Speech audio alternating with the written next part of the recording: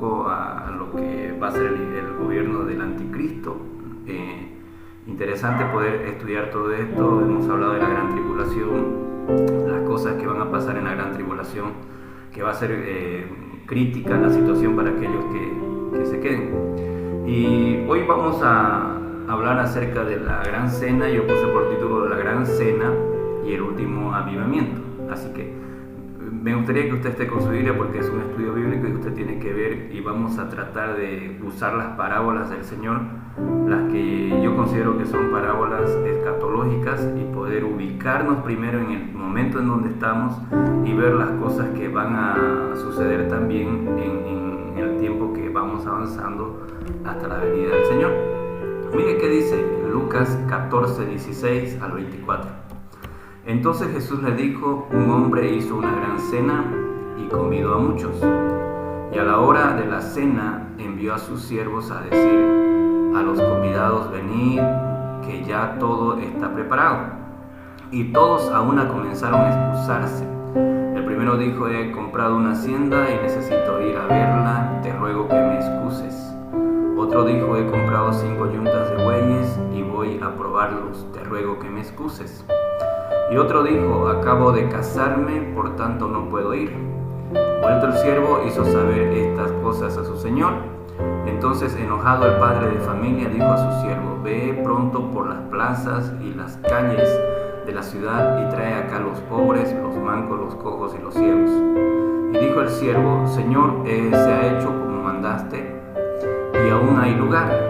Dijo el Señor al siervo: ve por los caminos y por los vallados y fuérzalos a entrar para que se llene mi casa. Porque os digo que ninguno de aquellos hombres que fueron convidados gustará mi cena.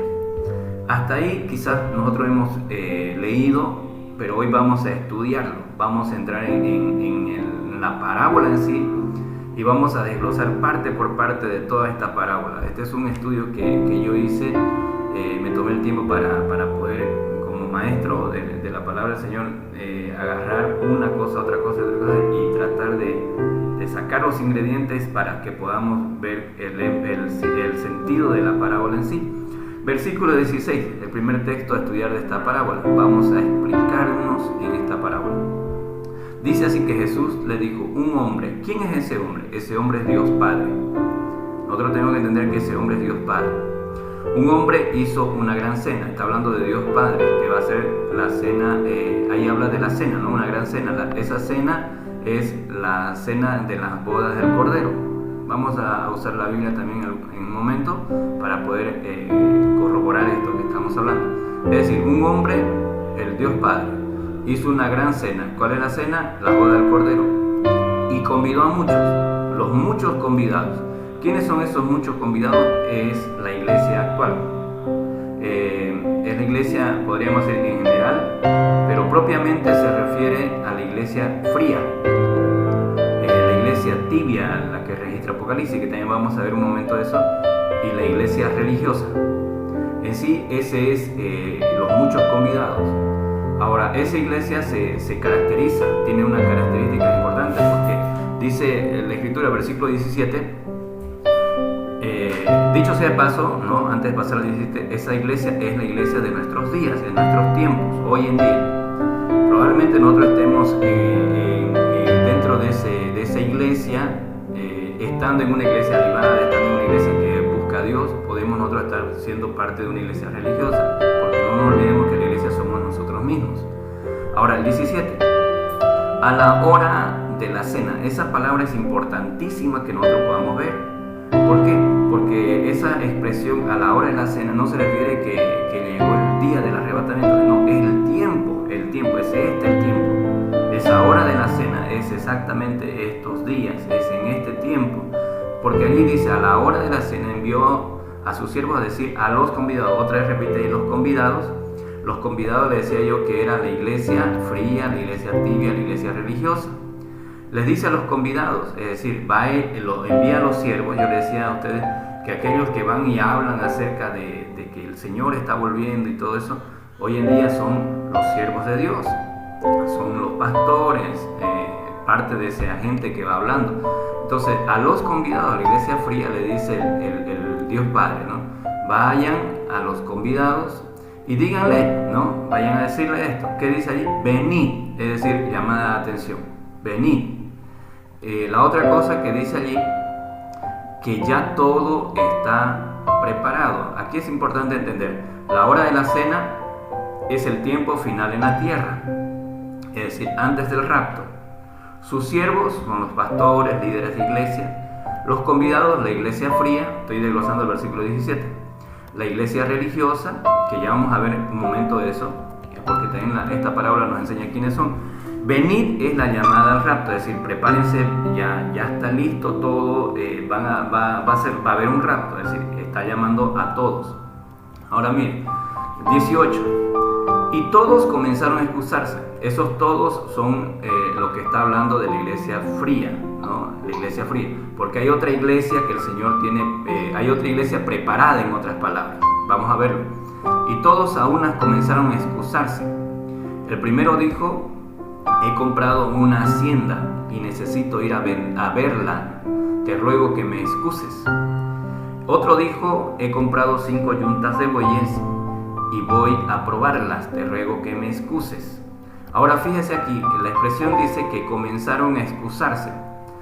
Nosotros vamos a ver que en nuestros días, o más bien esta expresión corresponde a la iglesia de las excusas. Es la iglesia, entre comillas y bien grande, es la iglesia de la prosperidad. Es la iglesia que prosperó, pero también es religiosa. Yo creo que es la iglesia de las muchas adquisiciones. Fíjese que nosotros en nuestros días somos la iglesia de las demasiadas adquisiciones. Si nosotros pensamos, a ver, en nuestras congregaciones, usted piense en la congregación que usted pertenece. Yo voy a hablar de la congregación de nosotros, donde nosotros pertenecemos. Antes, hace años, cuando comenzó el ministerio, los únicos vehículos que teníamos en la iglesia eran unas carretillas que usábamos para vender patascas, ¿no? Comida y construir el templo, porque no teníamos ni templo. Hoy en día, la realidad nuestra en los servicios es que hay autos parados fuera del templo. No hay muchos, pero van a haber más, porque es la iglesia de las adquisiciones. Pero existe un montón de motos en la iglesia, es decir, somos una iglesia dentro de todo próspera, pero también somos una iglesia muy cómoda, es la iglesia que registra Apocalipsis. Vamos a ver un poco de eso también. Ahora mire, la iglesia de las muchas adquisiciones, hay dos cosas que el Señor dijo aquí: he comprado una hacienda, he comprado 5 yuntas de bueyes. Es decir, las adquisiciones, las muchas adquisiciones son una excusa también dentro de la iglesia, que nos hace estar en cierto modo excusándonos para no estar en el compromiso. ¿Por qué? Porque los otros convidados que el Señor dice, el versículo 20, a otro dijo: acabo de casarme y por tanto no puedo ir. Otra excusa. Yo digo, la iglesia de las muchas adquisiciones, pero también la iglesia de los muchos compromisos, pero no compromisos con Dios. Matrimonio es un compromiso, acabo de casarme es un compromiso, pero a esta persona o a estas personas en sí, que el Señor dice, vayan y llámenlo porque es parte del grupo que puede entrar porque es parte de los convidados. La expresión es: acabo de casarme, es decir, tengo compromiso.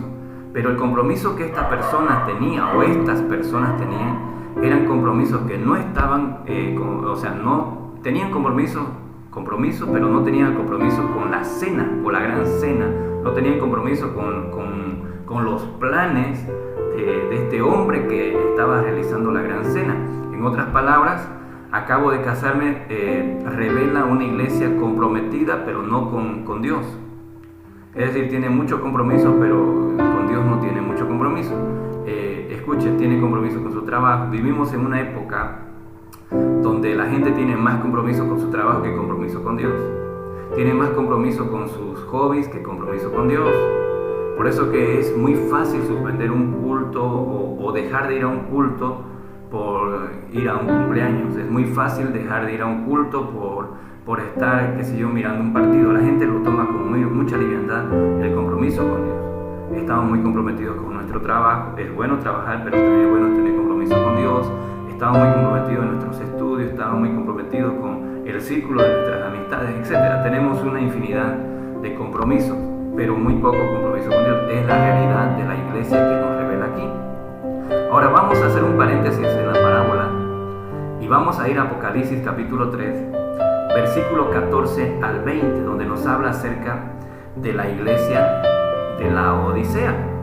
Es importante que veamos porque en nuestros días la iglesia de la Odisea somos nosotros. Nosotros correspondemos a esta iglesia que nos revela el apóstol Juan, ¿no? que allí dice el versículo 14: y escribe al ángel de la iglesia en la Odisea: he aquí el amén, el testigo fiel y verdadero, el principio de la creación de Dios, dice esto. Fíjese, versículo 15: yo conozco tus obras, que ni eres frío ni caliente. Ojalá fueses frío o caliente. Entonces aquí está hablando acerca de una iglesia indefinida. Versículo 16 dice: pero por cuanto eres tibio y no frío ni caliente, yo te vomitaré de mi boca. Esta iglesia es una iglesia que no está definida. Es decir, escuche esto que yo anoté.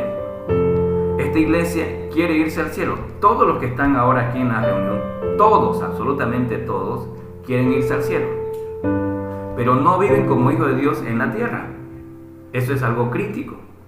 Todos quieren irse al cielo, pero no tienen un compromiso con Dios pleno aquí en la tierra como para irse al cielo.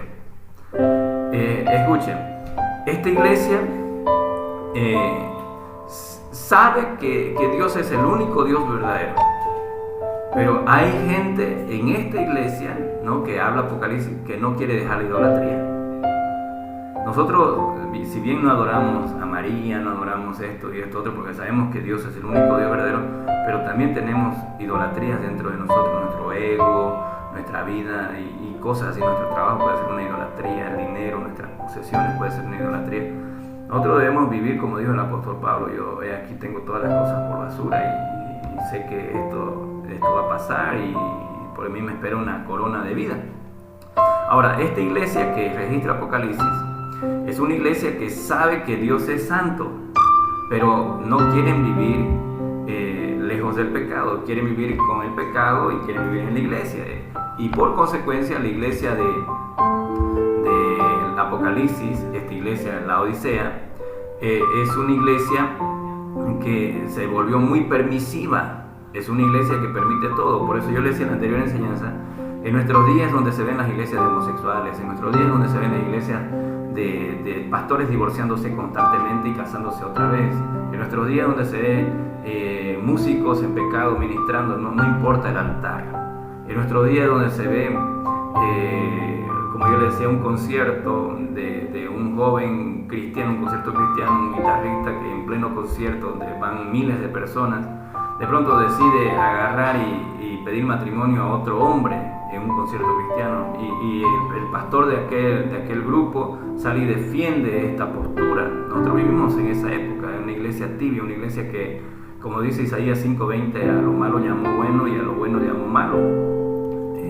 Dice el versículo 17 de Apocalipsis, el capítulo que estamos leyendo ahí de la iglesia de la Odisea, capítulo 3, 17, dice: pero tú dices, está hablando de nosotros, la iglesia en nuestro tiempo: yo soy rico, ¿no? La iglesia más rica de nuestra época es la iglesia actual.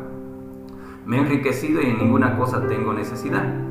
Pero ahí al ladito de eso dice: y no sabes. A mí esa palabra me tocó mucho cuando estaba haciendo el estudio hoy, porque esta iglesia que está hablando aquí en la Odisea es una iglesia que midió su espiritualidad con la prosperidad y las posesiones. Escuchen, nosotros vivimos un tiempo así, donde hay gente que está prosperando demasiado, hay empresarios en la iglesia, hay un montón de cosas, y nosotros empezamos a ver: que seguro debes tener buena comunión con Dios, seguro debes andar bien. Y aquellos que tal vez están pasando por crisis, pruebas, creemos que están dentro del pecado. Entonces la iglesia empezó a medir la espiritualidad con la prosperidad, y eso es un error. Y ahora, algo que dice aquí el Señor a esta iglesia es: y no sabes. En otras palabras, es una iglesia que ignora el poder de la intimidad con Dios, porque allí dice: y no sabes que tú eres un desventurado, miserable, pobre, ciego y desnudo. No sabes. Imagínese eso, ese grado de ignorancia que hay en esta iglesia. Y tristemente vivimos en un tiempo de una iglesia que ignora el poder de la doctrina, ignora el poder de la intimidad.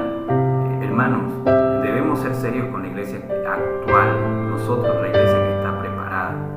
¿Por qué? porque no podemos nosotros vivir como hoja que arrebata el viento. Estos estudios bíblicos nos tienen que hacer entender lo siguiente.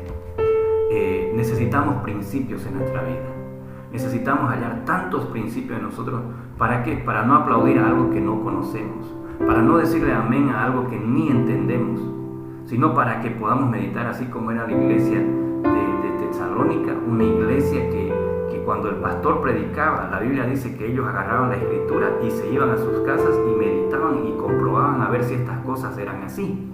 Es una iglesia que no ignoraba la verdad de las escrituras, sino que más bien la conocía y la ponía en práctica y la volvían a estudiar. Ahora el consejo del Señor en el capítulo 18 es el siguiente, Apocalipsis 3:18. Dice: Por tanto yo te aconsejo que de mí compres oro refinado en fuego, para que seas rico y vestiduras blancas para vestirte y que no se descubra la vergüenza de tu desnudez. Y unge tus ojos con colirio para que veas.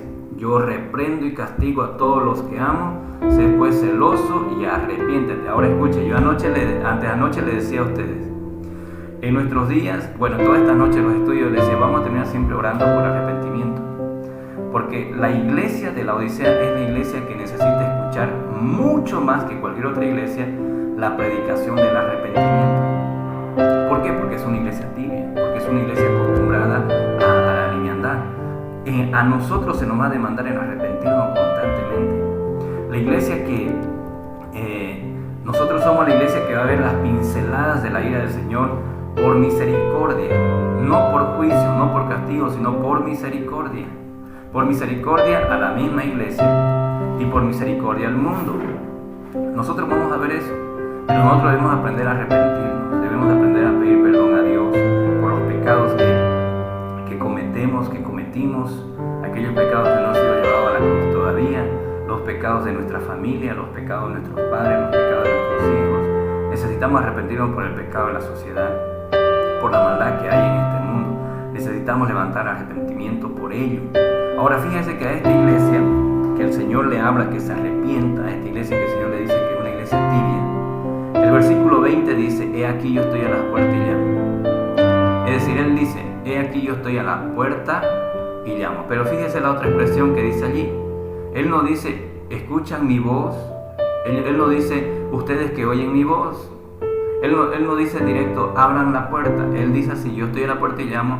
Y dice: si alguno oye mi voz. Eso es terrible.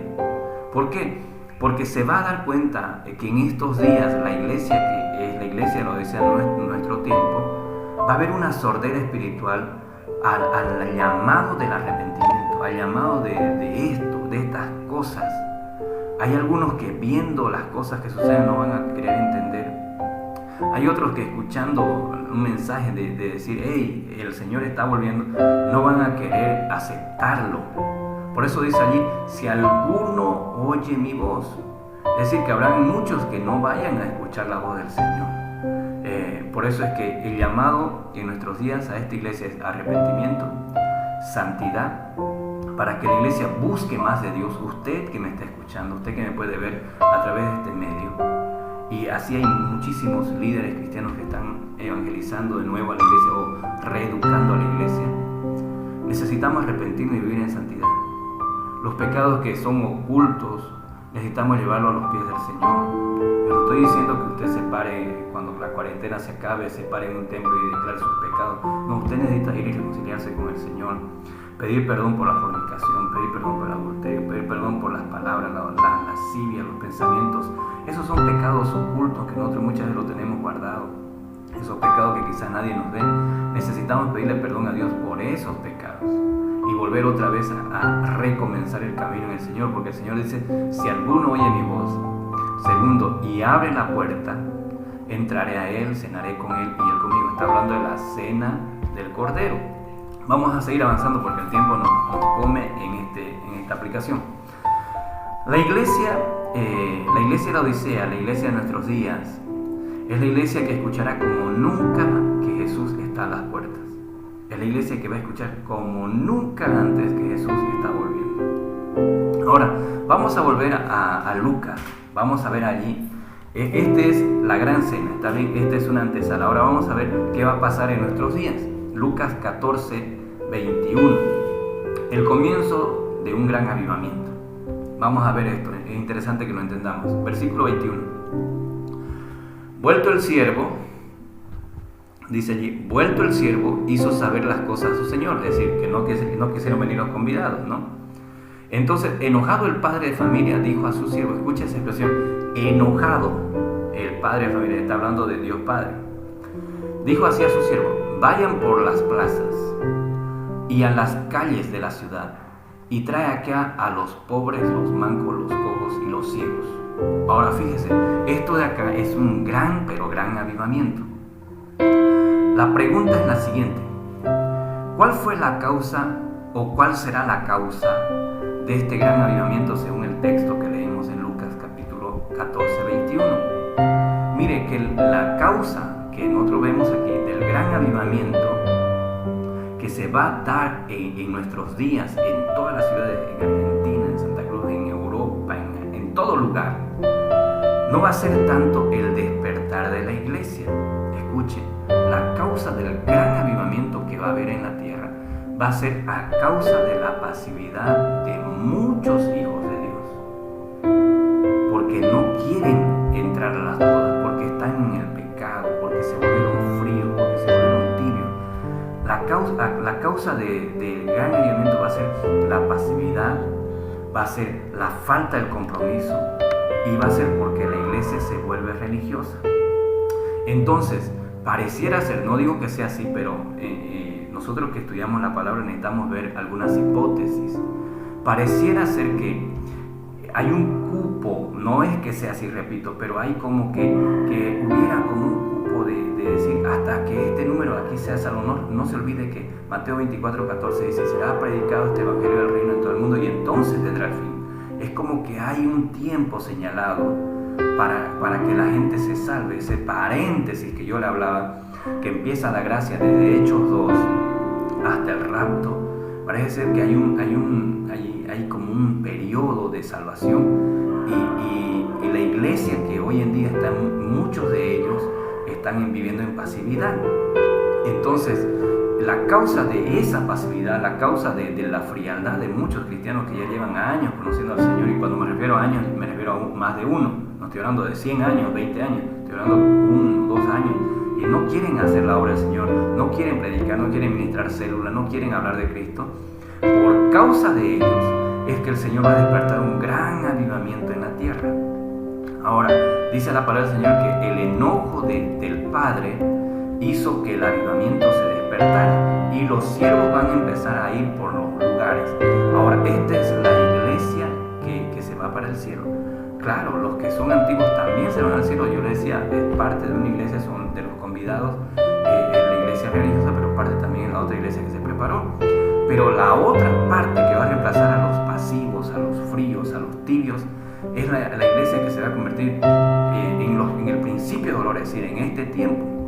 Y se van a convertir muchísima gente, porque el evangelio va a correr por todos lados, va a correr por las plazas, va a correr como decía ahí en el texto, va a ir por las calles de la ciudad. Y la gente dice allí, los pobres, mancos, cojos, los ciegos, en otras palabras, cualquier persona va a ser salvo. No va a haber aquí distinción, cualquier persona va a ser salvo. Dice, ve pronto, escuche, esa palabra, ve pronto, que dice allí, no dijo a sus siervos, ve pronto, expresa lo siguiente, el avivamiento será apresurado. Eso es importante que veamos. Si en nuestros días tardamos 100 años como iglesia, hasta más, de hecho hasta nuestros días y más de 2000 años, y las iglesias todavía no han conquistado la tierra, en este tiempo que empezamos de principio de dolores hasta nuestros días, ve pronto, el avivamiento va a ser demasiado apresurado. Es decir, los que se conviertan mañana van a empezar a ganar miles. Los que se conviertan pasado mañana van a empezar a ganar miles. Va a haber un despertar de avivamiento, de crecimiento, hambre de la palabra, hambre de la salvación. Se va a dar en nuestros días. Ahora, los convidados que se referían el Señor al principio, que ellos fueron que dijeron que no querían aceptar. Hay gente que fueron cristianos hace tiempo, desde niños fueron cristianos, y que de pronto uno le dice, vuelve a la iglesia, no, que no sé qué. El Señor no se va a hacer lío con eso. En este tiempo el Señor va a decir, bueno, si no quieres, no quieres, y va a empezar a hablar, va a empezar a ganar vida, la gente misma va a empezar a crecer a montones, y debemos prepararnos. Ahora, ¿por qué el Señor se adelantó con la célula? La célula no es solamente la visión celular en el modelo de los 12. La célula se trabaja en muchos modelos, hay distintos modelos. ¿Por qué? Porque los templos no van a abastecer, los templos van a ser insuficientes por la cantidad de personas que se van a convertir al Señor. Ahora, nosotros estamos en un tiempo donde debemos escuchar la palabra, esta palabra que nos advierte que Cristo está volviendo. Yo le decía, yo estoy delante de ustedes como aquel hombre que el Señor mandó a decir, ya vuelve el esposo. Así estamos hoy en día todos los pastores e inclusive líderes, y también la iglesia está siendo parte de esto. Despiértense, levantémonos. ¿Por qué? Porque no queda mucho tiempo aquí en la tierra. La venida del Señor es inminente y está pronta la venida de Cristo. Ahora vamos a avanzar. El versículo 22 dice que los siervos del Señor llegaron y dijeron, Señor, hemos hecho como mandaste y aún hay lugar. Es decir, viene otra etapa, viene un crecimiento grandísimo a corto plazo, pero viene otra vez. Dice el versículo 23, dijo el Señor al cielo, ve por los caminos. Fíjese, esta va a ser la última cosecha de almas, este es el último avivamiento que va a haber. El avivamiento está partido en dos partes. La primera es que va a haber una cosecha por todos lados, pero la segunda es la siguiente, es insuficiente, hay lugar todavía. Versículo 23 dice, ve por los caminos, ve por los vallados. Los vallados son los suburbios, los lugares más tenebrosos. Hasta ahí va a entrar el avivamiento. Ve por los caminos, ve por los vallados. Y hay una expresión allí que dice, y fuérzalos a entrar para que se llene mi casa. La casa que está hablando el Señor no es la casa, el templo. No es esa casa. La casa que está hablando el Señor es donde se va a hacer la cena, allá arriba. Escuche, eso es tremendo. Fuérzalos a entrar. Ahora yo quiero mostrar lo siguiente. La expresión fuérzalos a entrar para que se llene mi casa. ¿Cómo es que van a ser forzados a entrar la gente? ¿Cómo es que uno va a forzar a la gente? Es ahí donde se va a cumplir por cabalidad Joel 2:28 al 32, donde dice, y después de esto derramaré mi espíritu sobre toda carne. Se levantarán profetas, sus hijos serán profetas, sus hijas profetizarán, vuestros ancianos soñarán sueños y vuestros jóvenes verán visiones. Y también sobre los siervos y las siervas derramaré mi espíritu en aquellos días. Y daré prodigios en el cielo y en la tierra, sangre y fuego y columnas de humo. El sol se convertirá en tiniebla y la luna en sangre antes que venga el día grande y espantoso del Señor. Antes que venga el día del Señor, el rapto. Y todo aquel que invocar el nombre del Señor será salvo. Está hablando de salvación. Escuchen, en esos tiempos no estaba Cristo en acción. Joel está hablando de nuestros días. Habla de salvación. Porque en el monte Sión y en Jerusalén habrá salvación, como ha dicho el Señor, y entre el remanente, el cual Él habrá llamado. El remanente, el cual Él habrá llamado, es el remanente llamado iglesia. Ahora mire, ¿qué va a pasar? ¿Cómo se va a forzar a entrar a la gente? El poder del Espíritu Santo va a ser tan grande en todos. Los convidados que estamos preparados y no hemos puesto excusa. El poder del Espíritu Santo va a ser tan grande allí que va a haber un mover de Dios dentro de nosotros para ir y hablar, para ir a hablar. Ahora, ¿cómo vamos a forzar? Por señales y prodigios. Dice la Escritura allí que leímos en Joel, el versículo 30, capítulo 30 dice, y daré prodigios. Es decir, va a haber un desatar de prodigios en la iglesia en nuestros días. ¿Qué significa prodigio? Prodigio significa suceso extraordinario y maravilloso que no puede explicarse por las leyes regulares de la naturaleza y que se atribuye a la intervención de Dios o de un ser sobrenatural. Es decir, los prodigios es Dios actuando en nuestra boca, Dios actuando en nuestras manos, Dios actuando en nuestra vida. Es Dios haciendo lo que nosotros decimos, Dios lo va a ejecutar. Obviamente que lo que vamos a decir va a ser con sabiduría, va a ser para que la gente se convierta. Eso va a forzar a la gente a entrar. La gente va a anhelar ser salva a causa de eso, en la segunda temporada de la salvación, del avivamiento. Ahora miren, Dice allí el versículo 24, porque os digo, al final de la parábola de Lucas 14, 24, dice, porque os digo que ninguno de aquellos hombres, está hablando de los convidados que dijeron, pusieron excusa a los convidados que ni aún en el último tiempo reaccionaron, en otras palabras, las vírgenes insensatas, la iglesia que siguió tibia y fría, religiosa. Dice, porque os digo que ninguno de aquellos hombres que fueron convidados gustará mi cena. Es decir, aunque sean convidados, aunque sean parte de la iglesia, aunque hayan sido parte de la iglesia, y que estén ahí congregando, pero que no despertaron a hacer la obra del Señor, tristemente van a pasar por la gran tribulación. Ahora, quiero mirar un momento antes de terminar Apocalipsis 19, versículos 7 al 9. Aquí nos habla de la cena. Esto es lo que va a pasar ya en el cielo. Juan revela estas cosas. Dice el versículo 7, si usted puede buscar ahí, Apocalipsis 19, 7. Dice, gocémonos y alegrémonos, eso pasa en el cielo, y démosle gloria porque han llegado las bodas del Cordero. Y su esposa se ha preparado, escucha esa expresión, y su esposa se ha preparado. Importantísimo entender esto, que no es que en este tiempo del arrebatamiento, del rapto, vamos a hacer salvo por conocimiento, no, es por preparación. Nosotros tenemos que prepararnos para venir al Señor. Le dije yo dos cosas importantes que el apóstol Pablo dice: amemos su venida, y lo segundo que dice el apóstol Pablo es esperemos su venida. La esposa se ha preparado. La iglesia, escuche, que se preparó y veló, es la iglesia que se ha preparado. La iglesia que habla allí, esa novia, es la iglesia del avivamiento. La iglesia que habla allí en Apocalipsis, en el capítulo 19, 7, es la iglesia prudente, las vírgenes. Esta iglesia es la iglesia de Efesios 5, 26 al 27, que el Señor dice que para santificarla, habiéndola purificado en el lavamiento del agua por la palabra, y dice allí, a fin de presentársela a sí mismo una iglesia gloriosa, que no tuviese mancha ni arruga ni cosas semejantes, sino que fuese santa y sin mancha. Una iglesia así, Él se va a presentar para sí mismo, una iglesia así, es la iglesia que se prepara. El versículo 8 de Apocalipsis 19 dice, y a ella se le ha concedido que se vista de lino fino, limpio y resplandeciente, porque el lino fino es las acciones justas de los santos. Y el ángel me dijo, escribe, bienaventurados los que son llamados a la cena de las bodas del Cordero.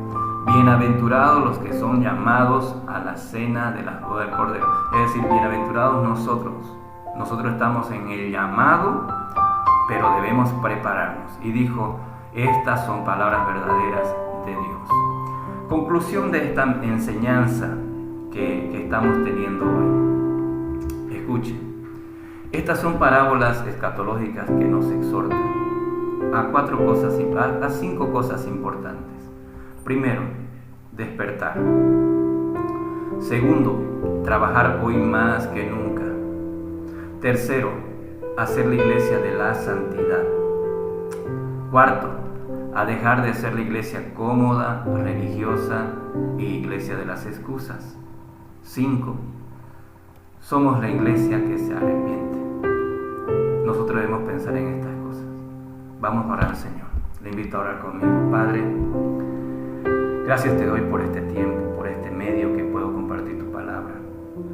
A los hermanos que están oyendo y viéndome, quiero bendecirles desde aquí, Señor. Yo estoy como aquel siervo tuyo que sale por estos medios para poder ministrar el corazón de tu iglesia, Señor, para decir, Él está a las puertas y está volviendo por cada uno de nosotros.